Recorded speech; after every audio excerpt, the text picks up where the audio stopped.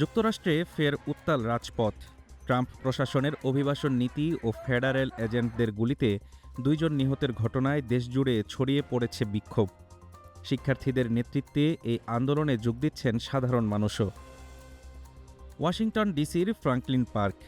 শত শত হাওয়ার্ড ইউনিভার্সিটির শিক্ষার্থী ও স্থানীয় বাসিন্দাদের কণ্ঠে একই slogan, no ICE, no KKK, no fascist USA.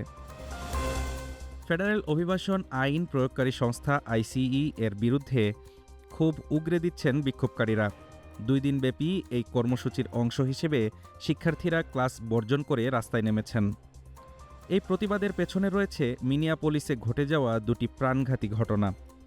গত ২৪ জানুয়ারি অভিবাসন অভিযানের সময় গুলিতে নিহত হন ৩৭ বছর বয়সী আইসিইউ নার্স অ্যালেক্স প্রেটি।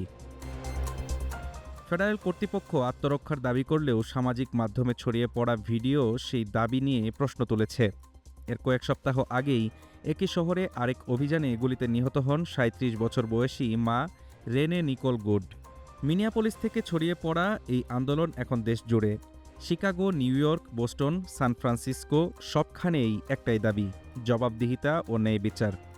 বিক্ষোভকারীরা বলছেন, নিষ্ঠুরতা যখন নিয়মে পরিণত হয় তখন প্রতিবাদী হয়ে ওঠে মানবিকতার শেষ ভাষা।